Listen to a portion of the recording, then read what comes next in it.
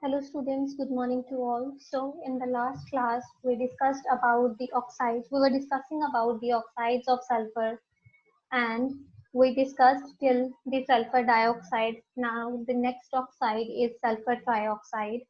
In sulfur trioxide, sulfur is in its +6 oxidation state. This sulfur trioxide is prepared from sulfur dioxide when it is reacted with oxygen in the presence of V2O5 as catalyst at temperature of 450 degrees Celsius. We get sulfur trioxide. This is a very important step in the contact process for the synthesis of sulfuric acid, which we'll be discussing later. So this sulfur trioxide can also be prepared by dehydrating sulfuric acid with P4O10, that is phosphorus pentoxide. It is a very good dehydrating agent. So it is prepared from the dehydration of sulfuric acid, which means that sulfur trioxide is an anhydride of sulfuric acid. For sulfur dioxide, we discussed it that it is an anhydride of sulfurous acid, that is H2SO3. So these are the two oxides of sulfur which are the anhydrides of sulfuric acid and sulfurous acid. Coming to the physical properties, it is a white crystalline solid which exists in three allotropic forms, alpha, beta, and gamma, out of which alpha allotropic form is most common and it is most reactive. It melts at 17 degrees Celsius and boils at 45 degrees Celsius. Coming to the chemical properties, this oxide of sulfur, that is sulfur trioxide, is acidic in nature, so it turns blue litmus red.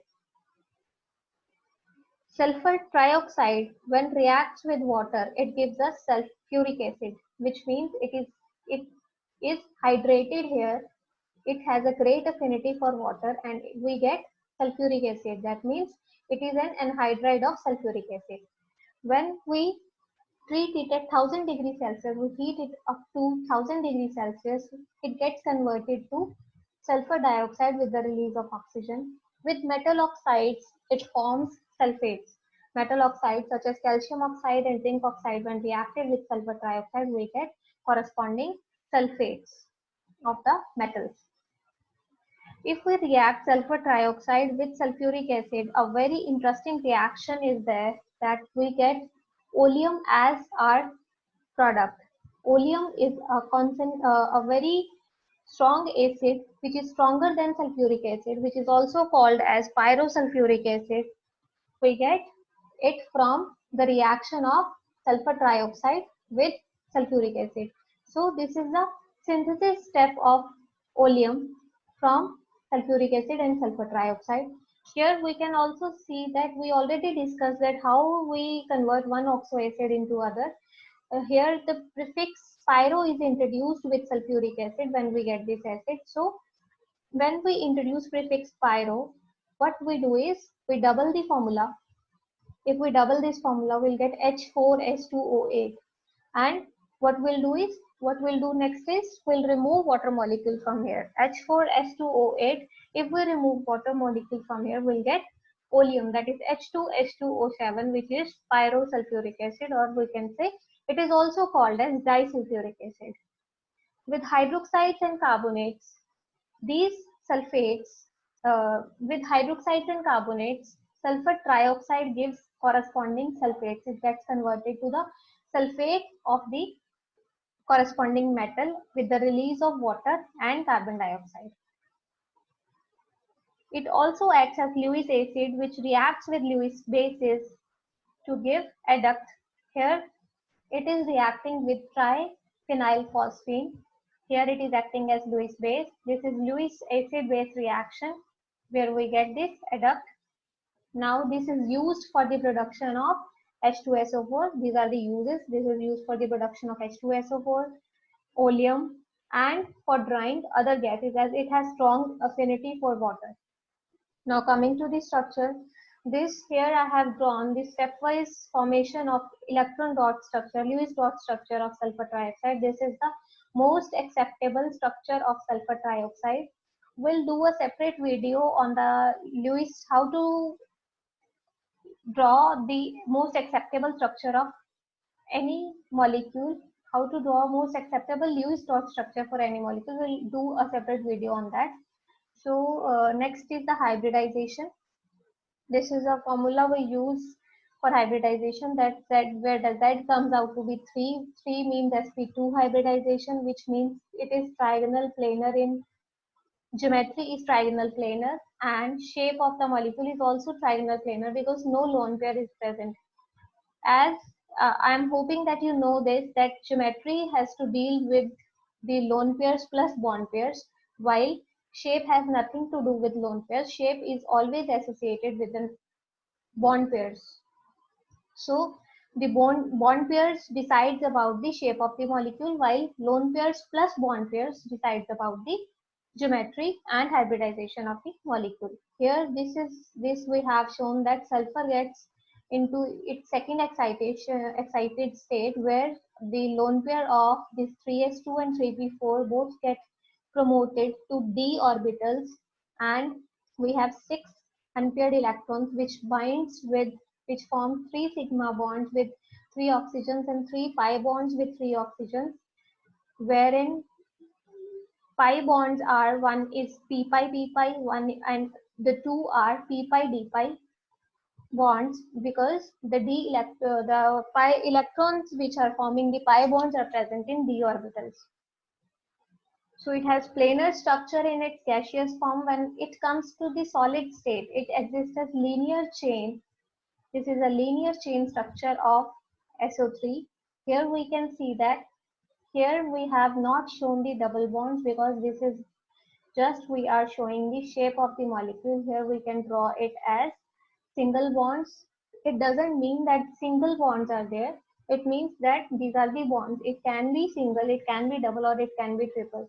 This is just depicting the how these are bonded, not the how not it is not it has nothing to do with the double bond or triple bond. So this is the basic representation of any structure. This is a linear chain structure of SO3, where two of the oxygens are present which are not shared with any of the neighbors. This is a linear chain structure of SO3, where each SO3 is sharing its one oxygen with the adjoining sulfur.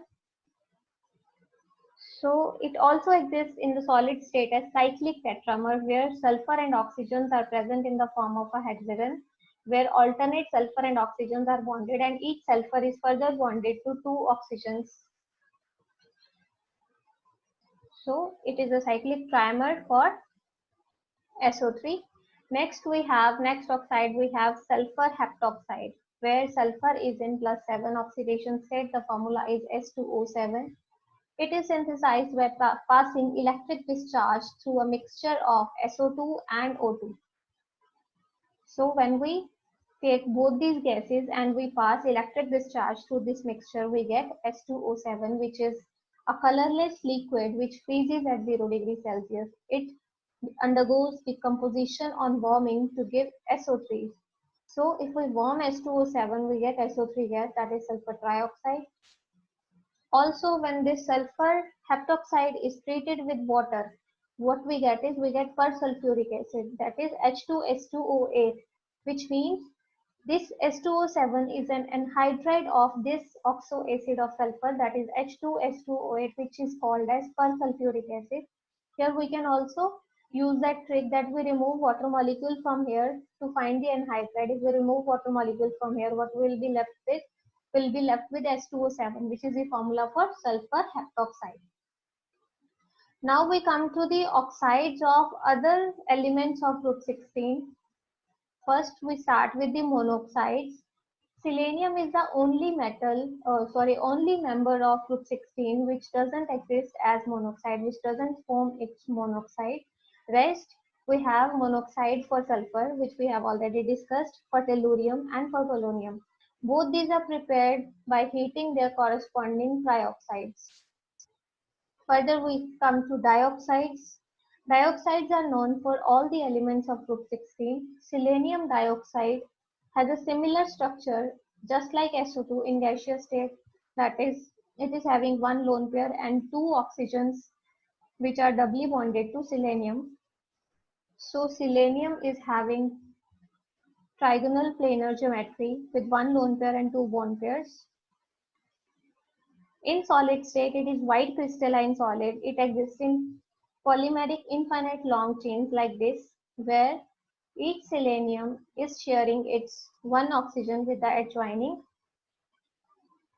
The two seleniums are bonded through oxygen bridges, I would say.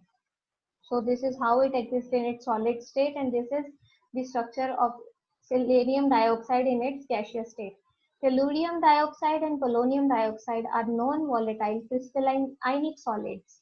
These exist as ionic solids with two crystalline forms each. Now these dioxides react differently with water. They have different reactivity with water. Sulfur dioxide reacts with water to give us sulfurous acid, that is H2SO3. It cannot be isolated. It exists in its solution form. Same is the case with selenium dioxide. It reacts with water to give us selenious acid. But it can be isolated and can be obtained in pure form. But tellurium oxide and polonium oxide are amphoteric in nature, which are insoluble in water. They doesn't form their corresponding acids. They do not form their corresponding acids. Next are the trioxides. Selenium, or if we start with selenium or selenium dioxide, if we do direct oxidation, we treat them with oxygen, what we get is we get corresponding trioxide. Trioxide of selenium is white hygroscopic solid with melting point of 118 degrees Celsius. In gaseous state, it exists as monomer, just like SO3. It has a structure just like SO3. And solid state, in solid state, sulfur trioxide existed as trimer, but selenium trioxide exists as tetramer, where sulfur and selenium and oxygen are bonded, are present at the alternate positions, and each selenium is having doubly bonded oxygen attached to it. Tellurium trioxide is a powerful oxidizing agent at higher temperature. So if we want to use some oxidizing agent at higher temperature, then we have tellurium trioxide. So this is all about the oxides of group 16. Next we have oxoacids of sulfur. As far as your syllabus is concerned, we have almost around 10 oxoacids of sulfur. These are the basic conditions for memorizing. Here I'll be discussing the tricks to memorize the oxoacids of sulfur, just as we discussed for phosphorus and nitrogen, their oxoacids. So in case of sulfur, sulfur is having tetrahedral geometry for its oxoacids, which means, as I have already told you, that geometry has to do with bond pairs plus lone pairs. So both the count of bond pairs plus lone pairs should not exceed 4 around sulfur. Sulfur is a central element in each molecule in each oxoacid of sulfur, where it is surrounded by, at the max, 4 bond pairs plus lone pairs. The total should not exceed 4. Number of hydrogens present in the formula of any oxoacid of sulfur is always 2, not more than that, not less than that. So they all have the same basicity of 2. Hydrogen is never directly directly bonded to sulfur. That means hydrogen is always present as OH. So that means both the hydrogens in all the oxoacids are ionizable, and they decides about the basicity, and the basicity is always 2, as 2 OH groups are always present in case of oxoacids of sulfur.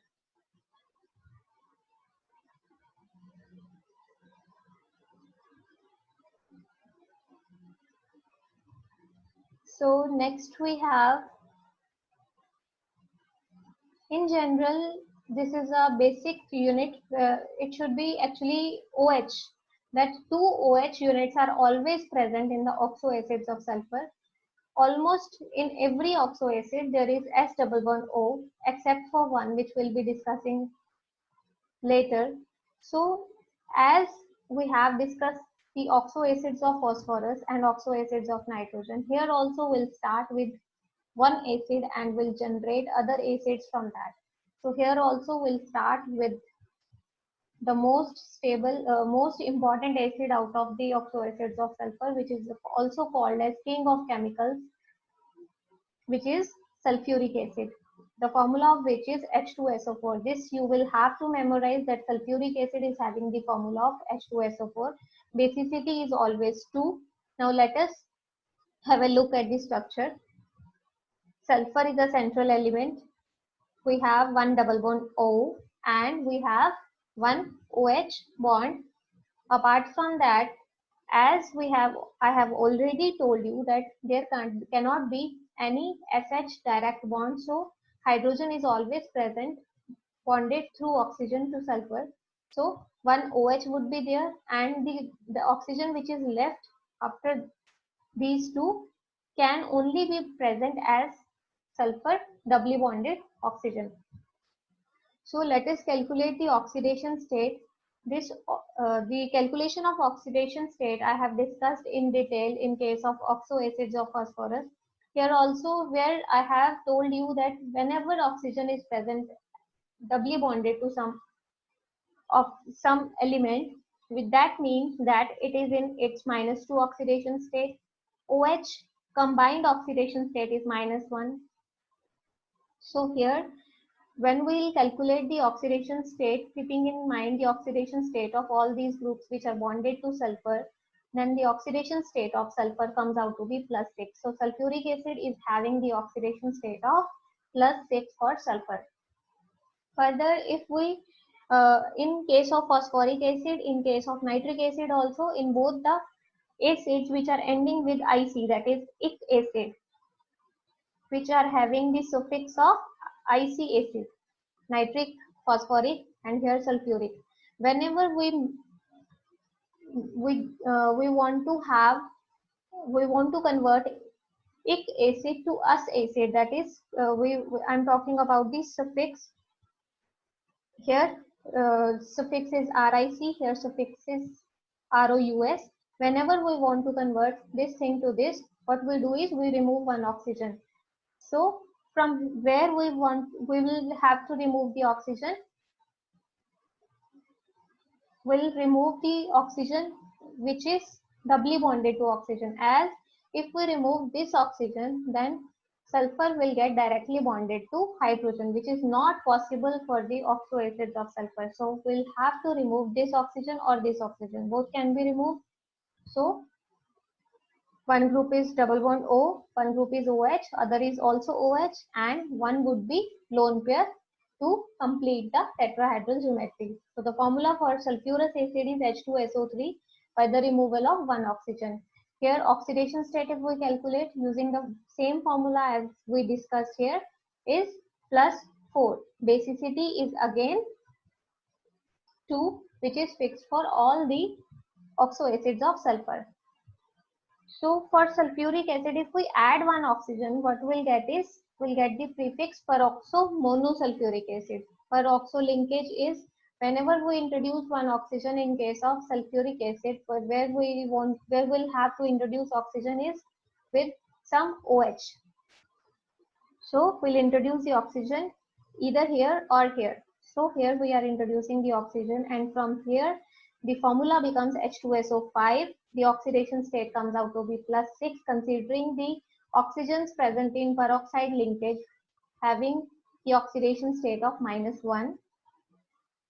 So this is called as peroxomonosulfuric acid, and this we have already discussed how to convert sulfuric acid to pyrosulfuric acid. What we'll do is we'll double the formula and remove water molecule. Doubling the formula, we get H4H2O8. We deduct water molecule from here, we'll get H2S2O7. So this is pyrosulfuric acid or disulfuric acid. Here also sulfur is in +6 oxidation state. Here one oxygen bridge is present, which is based upon which we have got by having two corresponding, if we have two molecules of sulfuric acid lying placed adjacent to each other, we'll remove water molecule from here and we'll get this oxygen as bridge between two sulfuric acid. So this is how this is formed. Further, we have, if we remove one more oxygen from sulfurous acid, what we'll get is, we'll get the prefix of hypo, as we discussed for phosphorus, oxoacids of phosphorus and oxoacids of nitrogen. Here also, if we remove oxygen after the formula of sulfurous acid, what we'll get is, we'll get the prefix hypo, we'll get the introduction of prefix hypo. And if we, here in case of oxoacids of sulfur, if we want to remove one oxygen, from where it will get removed, it cannot be removed from here, because otherwise we'll get direct SH bond, so we'll remove the doubly bonded oxygen. So if here this is the only acid where S double bond O is not present. So this is called hyposulfurous acid, where oxidation state of sulfur is +2. Tetrahedral arrangement is there because 2 lone pairs are there, 2 bond pairs are there. So next, let us switch to the next acid. This is pyrosulfuric acid, which we just discussed. Here, if we introduce one oxygen in the pyrosulfuric acid, what we'll get is peroxo disulfuric acid. Pyrosulfuric acid is having the other name, that is disulfuric acid, as it is formed from 2 sulfuric acid and water has been removed from in between.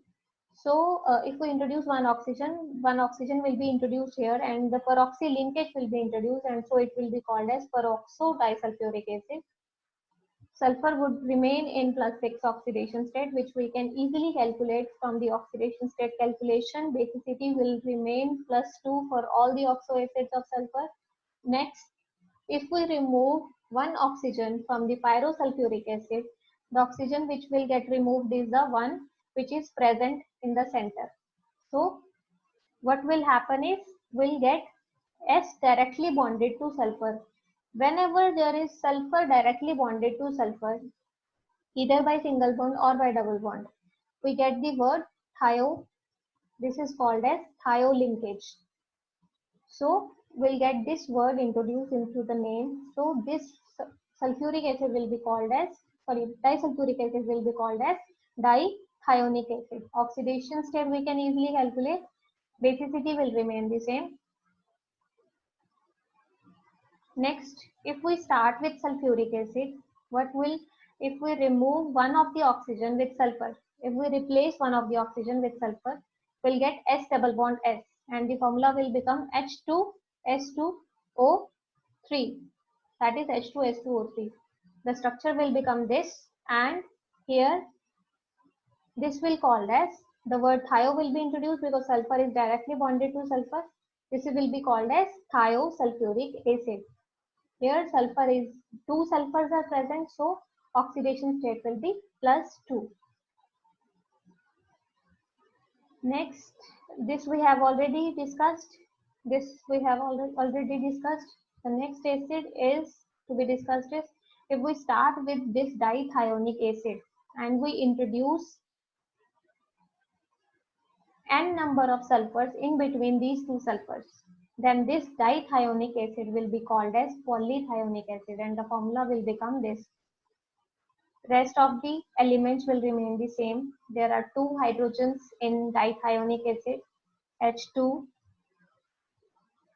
There were 2 sulfurs. Here also n plus 2 sulfurs would be there, because we are introducing n number of sulfurs, and oxygen, count of oxygen will remain same, that is O6. So this is called as polythionic acid. Here also basicity is 2 and n varies from 1 to 4 for polythionic acid. So the last acid which can be prepared from dithionic acid is dithionous acid. As we prepare sulfurous acid from sulfuric acid by the removal of one oxygen. So here also what we'll do is, we'll remove one oxygen from each sulfur, as it is dithionic acid. So we'll get, what we'll get is dithionous acid. The suffix IC is getting converted to nic, is getting converted to nus. So this was dithionic acid. This is dithionous acid, where 2 of the oxygens from each sulfur are removed. So the formula becomes H2S2O3. 4. So this is dithionous acid. Now coming to the anhydrides, how to calculate the anhydrides? What we have done here is, if we remove water molecule from here, what will be left behind is SO2. So SO2 is the anhydride of sulfurous acid. Here we'll remove water molecule from here. H2SO4 minus H2 will be left behind with SO3. So sulfur trioxide is the anhydride of sulfuric acid. From here, this is hyposulfurous acid. If we remove water molecule, will be left behind with sulfur monoxide. So sulfur monoxide is the anhydride of hyposulfurous acid. And if we remove one water molecule from peroxodisulfuric acid, will be left behind with S2O7, which is sulfur heptoxide. So sulfur heptoxide is the anhydride of peroxodisulfuric acid. So this is all about the structure, naming, basicity, and the oxidation state of sulfur. For the oxoacids of sulfur, we have 10 oxoacids of sulfur, which can be memorized in this way. In the next class, we'll discuss about the chemical properties, physical properties, and preparations of oxoacids of sulfur, along with the halides of sulfur. And after that, we'll be doing the assignment on the group 16 elements. With this, we'll be done with the group 16 elements of your P block chapter. And after that, we have group 17 elements. So this is all about this video. Thank you so much.